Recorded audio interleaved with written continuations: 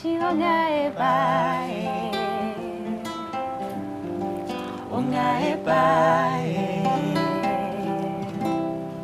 guys, my name is Sina Soul. My name is Nikwe. And we're on the KSM Show, the king of prime time. Keep watching. We're back. We're hanging with the man, Dawuni. So, Rocky, you got to Legon, and right there and then you were looking for musicians? Yeah, right there, I started connecting with musicians there, you know, and then... What course were you going to do there? What? Philosophy and psychology. Philosophy and psychology, yeah. Okay. So that was, but you know, my intention was to use the university as a means to the music, you know. Wow. So I got there, and the first day that was just going around, you know. So I met all these guys who were incredible musicians who were also all my year guys, you know, and everybody was like, oh, you know, so I was not Bruce's brother, you know, Yofi Bruce. I was like, I want to meet your brother, you know, I'm a big fan of Nakorex and all that. And he's like, oh, no problem, I'll introduce you to him. Yeah. Then we formed a band on campus called Local Crisis. You didn't go for Rivers? He said, no, not yet. Yeah. So Local Crisis was, we just formed that first. Local Crisis. So was that Kafu Day in that? Yeah, Kafu Day was in the Kafu Day, Yofi Brew, Michael Adiobo. Wow. Yeah, you know, the whole of. So what we did was that, you know, we were like, okay, we needed to record some music. And I told them, oh, I write music. So like, okay. So I wrote a few songs. In addition to Yofi Brew also contributed a song, and then we recorded that onto, that time, you know, we had like a tape player, and we just played directly into the tape and recorded it onto the tape. Yeah. So afterwards, the tape started making rounds on campus, and everybody heard that it's a campus band. Everybody was like, well, Charlie, these songs are good, oh, these songs are good, oh. Then all of a sudden... It was interesting. Back in the day, that was the viral, it went viral. Yeah, it went viral like that. Yeah, manually. Analog viral. Analog viral. You know?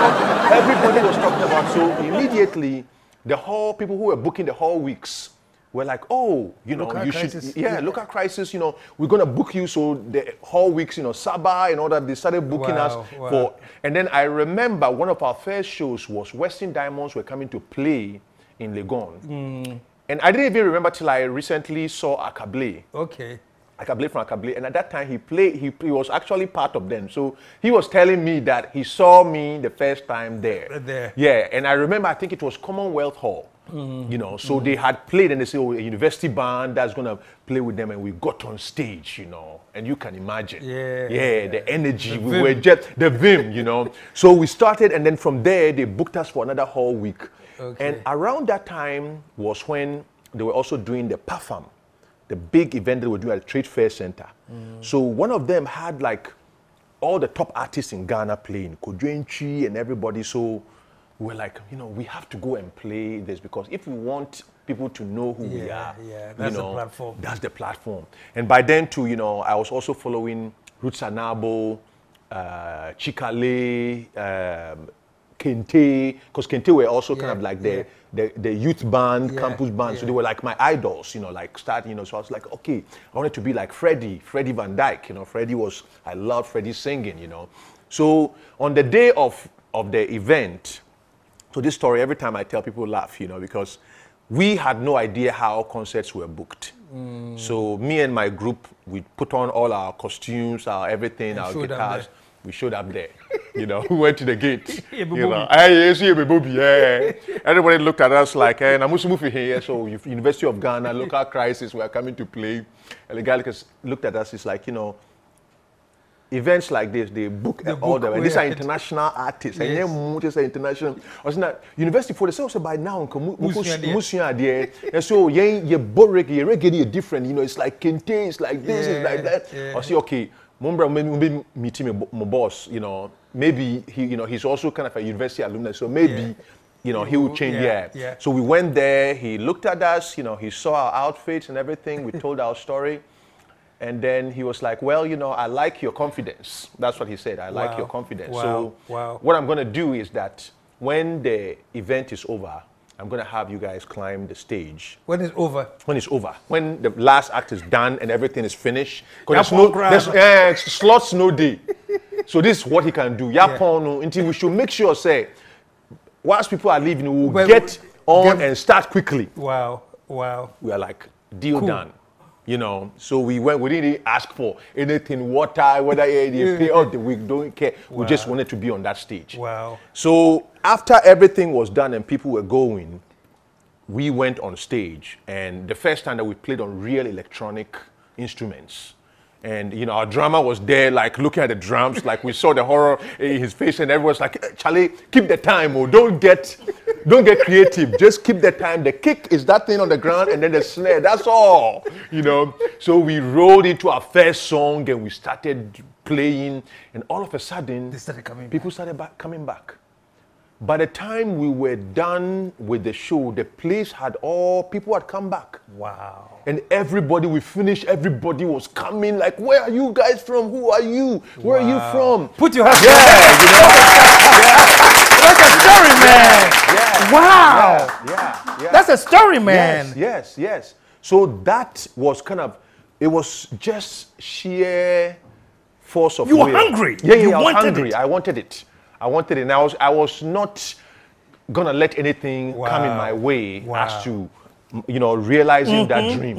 You know, and I had done all the work, you know, growing up as a child, you know, working on my own music, you know, and stuff. So even the first thing, and we played original songs. That's the thing. We played original songs there, and I remember those songs, "Children in the Ghetto," you know, and all these songs that I had written for that period, you know. Fantastic. And then, when it happened, by the following day, you know, we were getting calls to play because there was shows happening at the Labadi Beach, all these shows, Roots and Abo. They were calling us. Yeah, Roots and Abo was playing a concert, and Roots and Abo was like our, you know, when I hear anytime Roots and Abo is back in town, go there on radio, Charlie, something they do me, you know. But all of a sudden, we were getting the calls to open for Roots and Abo on Labadi Beach and stuff, and we were just, you know, just elated.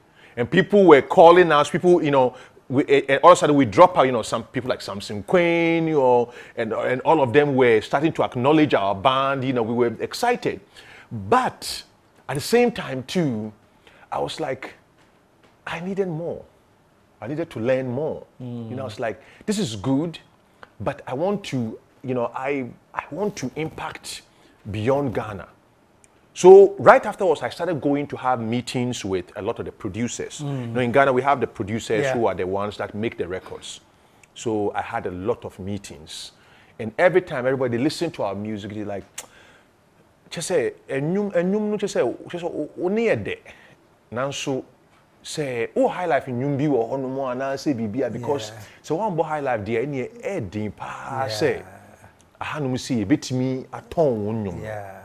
And you were on the reggae tip. And I was on the reggae tip at that time. At that time, At that time, you know. So for me to, I was, you know, not that I acknowledge and I appreciated their honesty. Because they were telling me, you know, they were, you know, and I met, you know, I went, and I remember, one of the ones that I remember that I always say is that I went to meet Quantus. You know, Quantus was a producer at that time, and he had done, you know, he had been producing a lot, so I went to go sit, you know, with Quantus. So I remember, you know, walking in there, you know, and first he's a producer, no, you know, Quantus. So I go there, I will sit from Legon, you know, sitting there quietly. So he walked in and sat down, you know, we started talking, and, you know, I played him some of the stuff that I was, you know, and he listened, and he's like, you know, it's very good. He's like, you know, the thing is that you have to put in a lot of African elements into it, you know, and if you're able to put African elements into your music and, you know, and grow it, you know, it can really do very well, you know. So you just have to, you don't have to take because there's stuff going on, because the scene here is not ready and adapting to what you have. You don't have to look at it negatively. Fuse more African sort of local thing. Yeah, local thing into it. You know, and the others were saying, change to high life, but he was telling me keep more, this, keep but it, fuse more, this thing.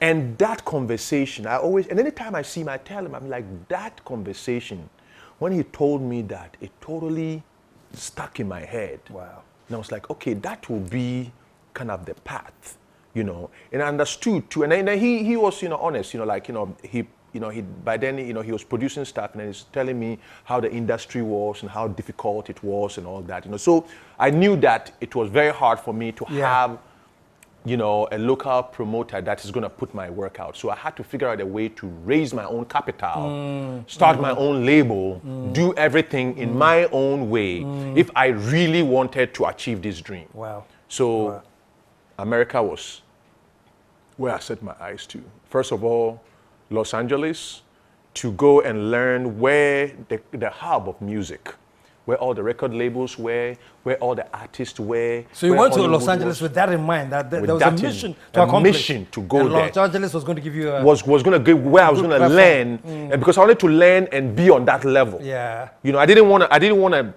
you know, start off and be. And then another thing too, that a conversation that I think need to be had too was that at that time too, I recognized that a lot of the artists from the Francophone countries, you know, if you had a certain talent, because they were connected to France, there was a straight channel for you to connect into record labels and all of that in France. So there was a quicker way. Angelique Kidjo's, you know, Youssou N'Dour, Salif Keita, they'll plug you into the system. But being from Ghana, and Nigeria had the population, so if even you were not plugged in, you could create the numbers to support you enough to do that. But Ghana was a smaller country. We didn't have the musical, the music structures. We didn't have the institutions. So, you know, and the producers, each of them was on their own. So for me to do anything, I knew that I could not do it unless I had the capital and stuff to do. So I needed to go somewhere, find the capital, and then also the knowledge base to even do it. So Los Angeles, I went, started working, you know, clubs, you know, going to clubs, meeting. And at that time too, you know, Black Eyed Peas, all those guys were starting out, you know. So I met all these guys were people that I met, you know, like in the club scene in LA, you know, and then I got to intern for a record label. And then through that too, I started learning promotion, record promotion. So I was excelling in that because I created a relationship with so many radio stations that they even had me do one of their big projects that came, which was the project for Machel Montano, who was like the biggest soca star right now in the world. And Machel Montano was just signed, and they handed his whole project to me.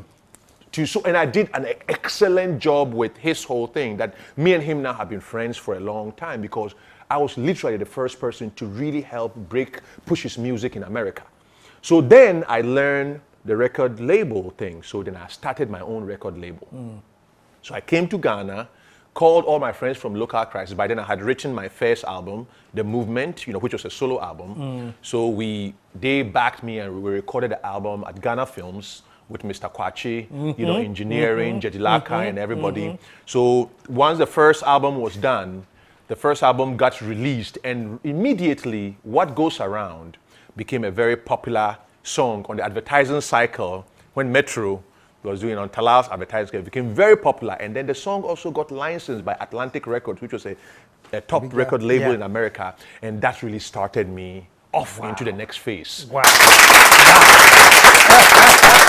That is amazing. And even before we go on, I think this is a good time to just take a break and see what video are we going to watch now? I think we should watch Beats of Zion, because Beats of Zion is representing currently the new album, and it's the title track, and it's also, you know, to go to the conversation I had with Quantus. It's also taking dancehall, fusing it with African drums and all that, and creating a song that is global. So this was all those things that, that inspired me to really create a hybridized form of African sound. So this is Beats of Zion. Beats of Zion. Let's take a look a second. Take a look at this.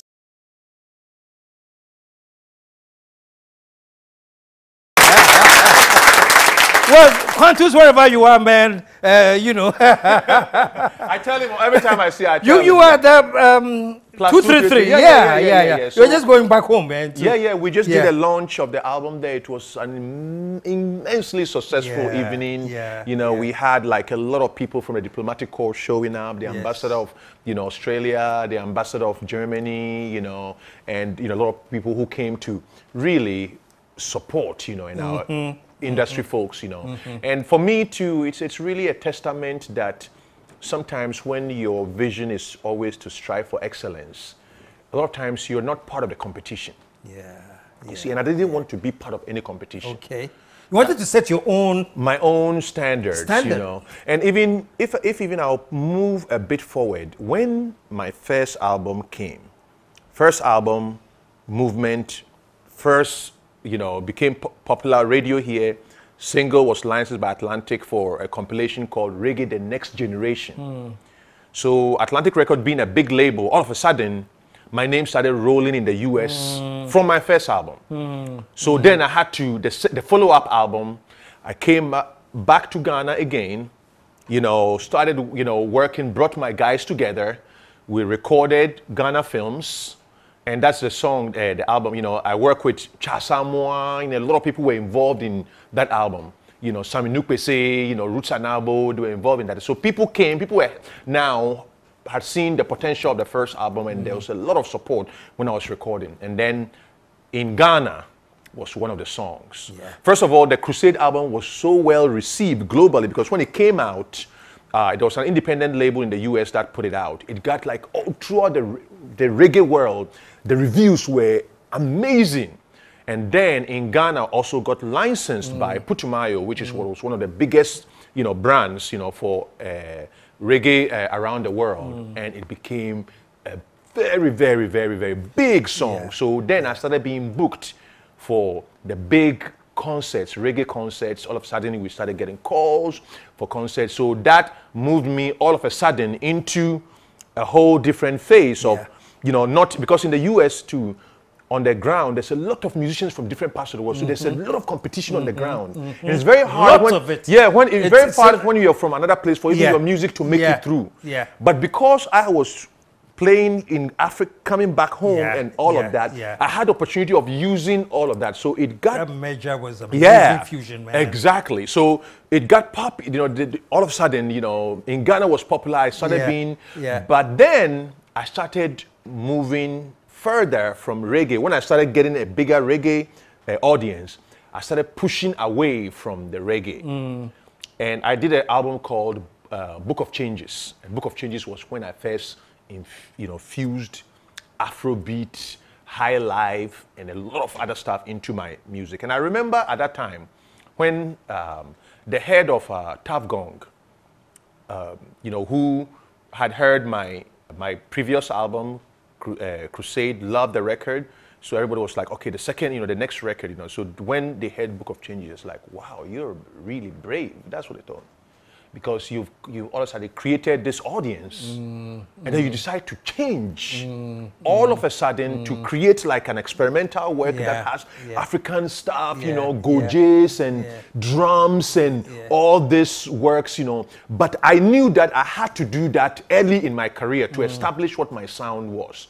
But everybody thought that I had to continue on the momentum that I had to embrace and do more reggae albums and just ride that into. But you know, my thing was that I was not in competition with nobody, and I was not in a hurry to anybody. I was on God's time, you know, and I felt that I needed to evolve a sound that was reflective of who I was, or else, you know, I can't be better Jamaican than any Jamaican. I can only be a better Ghanaian, you know. So Book of Changes was high life, you know, everything, you know, using the northern sounds, but the reggae audiences were very kind of, the album was like, okay, what is this? But then the world music audience, and also they latched on. Yeah, and then also the film and TV world in the US got it, because there was a track called Wake the Town that I used about 20 drummers. You know, most of the drummers were from Fela's band. You know, I work with Daniel Corantin. You know, it's like a traditional guy here, you know, really, really amazing cultural guy. He worked on it with me, and, you know, Osei Tutu. You know, so I used like our top musicians worked on that Book of Changes album. So the horn lines, everything was very, very, very matured. So I get a call. You know, first of all, Wake the Town starts being played on KCRW, which is the tastemaker station in Los Angeles. So all the people in film, in Hollywood, all the people in television, they listen to that. So one DJ just got obsessed with that song and started playing it over every night. You come and it's like, this is the greatest thing I've heard, and started playing and playing and playing it. So I get a call from EA, the video video company, one of the biggest video companies in the world. So I get a call and they're like, well, we heard your song, Wake the Town, and we are working on a FIFA, soccer video game, and we think that song will be perfect for it. So can we have a meeting in your office, in our office? I was like, great. So I go sit with them, have a meeting. They're like, okay, we're gonna put that onto the FIFA video game. So all of a sudden, this song, although this album was experimental, but people who were into innovation had caught onto that sound and started like putting, because they wanted people to hear fresh sounds in their video game. So they started putting, and then I get a call too, right away from the people who were doing ER, the TV show. So they also were medical, TV. Emergency room. And they licensed also some of the tracks for ER. And then not only that, the composer loved my voice so much that he was doing a project with Youssou N'Dour. So he's like, well, I was going to do this full thing with Youssou N'Dour, but I'm going to do half with him, and then the other half, I'm going to do the stuff, and then you're going to sing on the composition. So I work with Marty Davich, who was like, the big composer who does ER, on that, that whole thing. And then all of a sudden, this Book of Changes, which was an album that was it had like acceptance. So people started gravitating towards this new sound. So I knew that you changed everything with Book of Changes. I changed everything. Show some love, baby. Oh man, so it's getting so exciting. Unfortunately, I'm running out of time. But yes.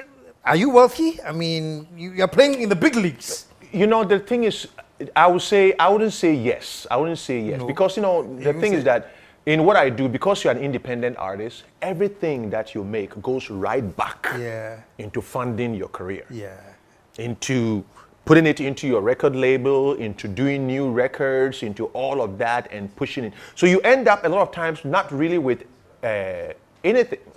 But what you have is the body of work that for me is transcendental and is worth more than any number. Put your hands together. I wish I could do more, man, but time has caught up with us so soon. But congratulations, man. Thank you. I mean, I now see, I have a better story of your trajectory. Thank you. It's no wonder that you were nominated for a Grammy. And then the Grammy album was a combination. I mastered the combination of the African style with the reggae and fused it. So by then, it was seamless. So when you look at all the albums that were for the Grammy in the reggae section, the branches of the same tree is different from everything else. Sounded like one thing, and I believe that was the formula that caught the ear of all of them to feel that this record was breaking grounds in every aspect, and it got the Grammy nomination. Put your hands together, man.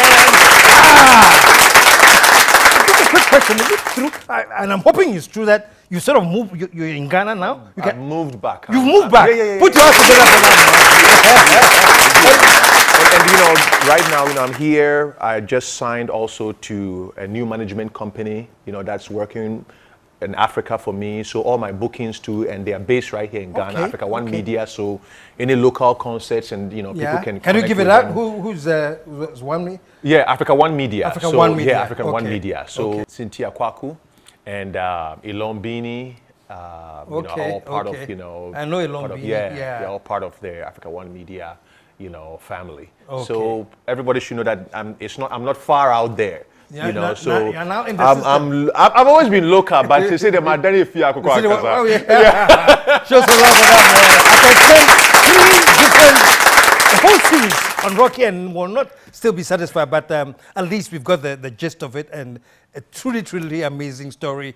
My man, congratulations. Thank you. I was going to get into the whole aspect of how you've carried Ghana's flag so high. We couldn't get into that, but we will the next time. We will get to that, at some point, But it's been a great journey, and God bless us all for this incredible country that has been, for me, has been a true source of inspiration for my journey and my path. Yeah. Stick around, folks. We'll be right back.